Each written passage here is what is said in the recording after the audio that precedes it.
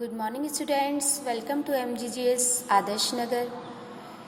Students, पहले हमने सूरदास प्रथम पाठ के प्रथम 3 पदों का अध्ययन किया था जो कि भ्रमर गीत के अंतर्गत आते हैं।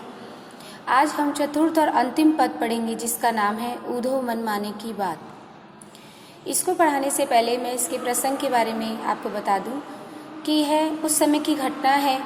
तब ऐसा माना जाता है कि अक्रूर जी कंस के विनाश के लिए श्री कृष्ण एवं बलराम को ब्रज क्षेत्र में लेने के लिए आए और जब मथुरा कृष्ण और बलराम गए, कृष्ण ने पापी कंस जो उनके मामा थे उनका वध किया। उसके बाद कृष्ण वहीं रुक गए और वहीं पर उन्होंने अपना आगे का क्रियाकलाप किया। स्टूडेंट्स, पीछे जब जो गोपियां रह गई, उन गोपियों ने दिन रात कृष्ण को याद किया और कृष्ण की भक्ति में लीन रही। जब कृष्ण को पता लगा कि गोपियां उनके विरह वेदना में पीड़ित हैं, न खाती हैं, न सोती हैं, न कुछ कार्य करती हैं, तब कृष्ण भी बड़े दुखी हुए और उन्होंने अपने परम मित्र श्री उद्धव जी को उन्हें समझाने के लिए भेजा। श्री उद्धव जी की भक्ति निर्गुण भक्ति थी, यानी वो परमेश्वर को निर्गुण रूप में भजते थे, अर्थात जिस परमेश्वर का कोई रूप रंग आकार नहीं होता, जिसको हम मनन करने के द्वारा पूजते हैं, भक्ति करते हैं, ऐसी भक्ति उद्धव करते थे। उन उद्धव जी ने गोपियों को समझाया कि किसी रूप रंग वाले श्री कृष्ण को जिन्होंने जन्म लिया है, जिनकी मृत्यु निश्चित है, ऐसे किसी व्यक्ति से प्रेम करने की अपेक्षा आप परमेश्वर की भक्ति कीजिए, जिसका न रूप है, न रंग है, न आकार है, जो कभी न जन्म लेता है और न कभी उसकी मृत्यु होती है। उद्धव के इस प्रकार के उदाहरण देने पर गोपियों ने कहा कि ऊधो मन माने की बात। इस पद को हम आज इसमें पढ़ेंगे कि ऊधो मन माने की बात, अर्थात हे उद्धो, जो जिसे प्रिय लगता है, जो जिसके मन को भाता है, उसी की यह बात है। अर्थात जो जिसको प्रिय लगता है वो उसी से ही प्रेम करता है। ये अपने अपने मन की बात है, इसमें कोई कुछ भी नहीं कर सकता। अर्थात तुम हमें परमेश्वर की भक्ति करने के लिए कहते हो, लेकिन हमें तो रूप रंग गुण वाले, सांवली सलोनी सूरत वाले, बड़े बड़े नेत्रों वाले, ठुमक ठुमक चलने वाले श्री कृष्ण ही प्रिय है और हम उसके अतिरिक्त किसी और से प्रेम नहीं कर सकती।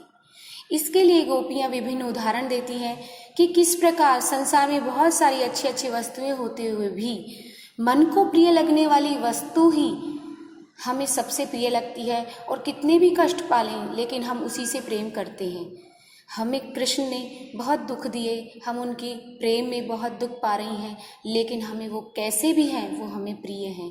हम उनसे प्रेम करना नहीं छोड़ सकती, क्योंकि हमें उनसे हृदय से प्रेम है और हमारा मन उन्हीं में लगा हुआ है, और जिसका मन जिसमें लगा हुआ होता है वो उसे ही प्रेम करता है, उसी से ही अपने हृदय की बात कहता है। तो निम्न उदाहरणों के द्वारा गोपियों ने अपने तर्क को सिद्ध किया है। अंत में इन तर्कों से उद्धव निरुत्तर हो जाते हैं, उनके पास कोई उत्तर नहीं बचता और वे भी कृष्ण की भक्ति में लीन हो जाते हैं, क्योंकि गोपियों की आस्था इतनी उत्तम है और इतनी भावपूर्ण है कि उनके परमेश्वर की भक्ति, निर्गुण भक्ति, उनके आगे फीकी पड़ जाती है। तो देखो बच्चों, उन्होंने क्या क्या उदाहरण दिए, क्या क्या तर्क दिए अपने कृष्ण के प्रति भक्ति के लिए। पहली लाइन वो कहती हैं, दाख छुआरा छाड़ी अमृत फल, विष कीड़ा विष खात। एक विष कीड़ा होता है, विष कीड़ा, कीड़ा यानी कीट, एक विष का कीट होता है जिसको विष बहुत प्रिय होता है। यदि हम उसके आगे दाख छुहारा, दाख जो कि अंगूर से बनने वाला एक मेवा है, छुआरा भी एक मेवा है, दाख और छुआरा दोनों मेवों के रूप में आते हैं। दाख अंगूर से बनता है और छुआरा खजूर से बनता है, तो दाख और छुआरे दोनों मेवों की श्रेणी में आते हैं। यहाँ पर गोपियाँ कहती हैं कि दाख और छुआरे जैसे अमृत के समान फलों को छाड़ी यानी छोड़कर एक प्रकार का जो विष कीट होता है, विष का कीड़ा होता है, वो केवल विष खाता है। वो क्यों खाता है? क्योंकि उसे विष प्रिय होता है। उसी प्रकार हमें कृष्ण से प्रेम करके कुछ भी नहीं मिला, हमारी निद्रा चली गई, भूख प्यास सब समाप्त हो गई, तब भी हमें प्रिय है कृष्ण, और हम उनके प्रति अपने इस प्रेम को, इस भक्ति को कभी नहीं छोड़ेंगे। जिस प्रकार से विष कीट के आगे बहुत सारे अमृत फल के समान मेवे रख दो, लेकिन वो फिर भी उसे विष प्रिय होता है, तो वो उसे ही खाता है। आगे वो उदाहरण देती हैं, जो चकोर को देई कपूर कोई तजी अंगार अघात। चकोर एक पक्षी होता है जिसे अंगार यानी अंगारे, जिसे कि अग्नि के छोटे छोटे कण होते हैं, वो बहुत प्रिय होते हैं। तो कहा, ऐसा माना जाता है बच्चों, तो वो उसे चाहे कितना ही शीतल, अंगार अग्नि ग्रीष्म देने वाली होती है, गर्मी देने वाली होती है, ताप देने वाली होती है, तो भी अगर उसे कोई कपूर जो शीतलता का प्रतीक है, अगर उसे कोई वो देता है, तो भी उसे वो तज यानी छोड़कर अंगार यानी अंगारों को अघात यानी खाकर ही संतुष्टि प्राप्त करता है। जो चकोर को, जैसे चकोर नामक पक्षी को कोई देवी कपूर यानी कोई कपूर नामक शीतल पदार्थ देता है, तजी तो भी उसे त्याग कर वो अंगारों से ही अपना आघात यानी पेट भरता है, संतुष्टि प्राप्त करता है। ऐसे ही हम कितने भी कष्ट प्राप्त कर ले, लेकिन हम कृष्ण की भक्ति को नहीं छोड़ेंगे। तीसरा उदाहरण देते हुए गोपियाँ कहती है, मधुप करत घर फोर काठ में बंधत कमल के पात। मधुप का अर्थ भंवरा।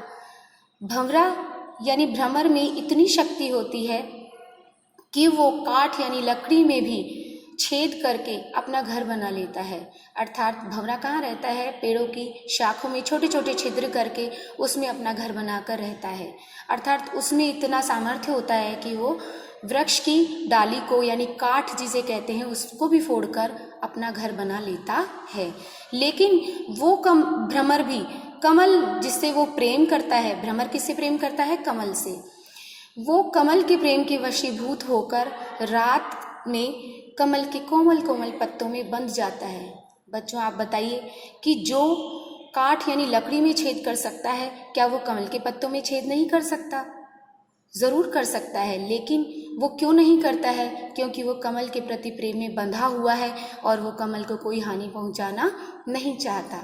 इसी प्रकार हम कमल के प्रेम, जिस प्रकार कमल के प्रेम में भ्रमर बंधा हुआ है, उसी प्रकार हम श्री कृष्ण के प्रेम में बंधे हुए हैं।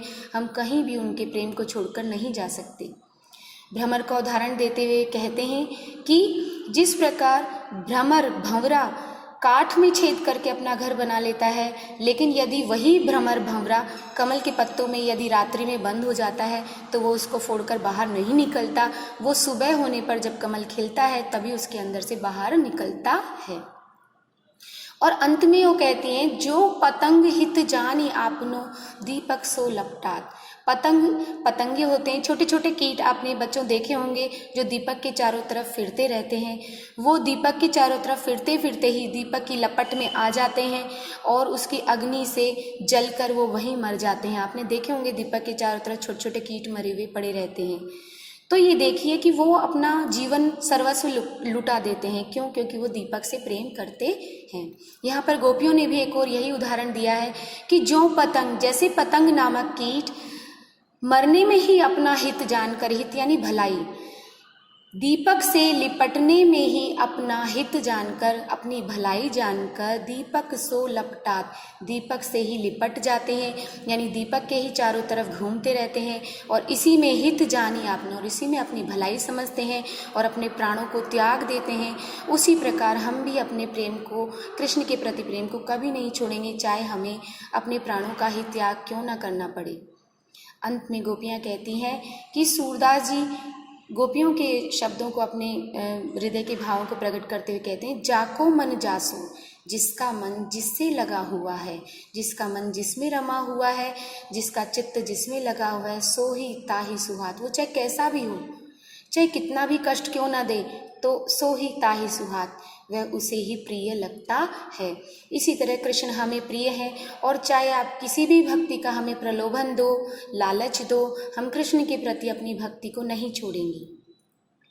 इस तरह से गोपियाँ कहती है ऊधो मन माने की बात। जिसको जो प्रिय होता है, जिसके मन को जो अच्छा लगता है वही उसे प्रिय होता है।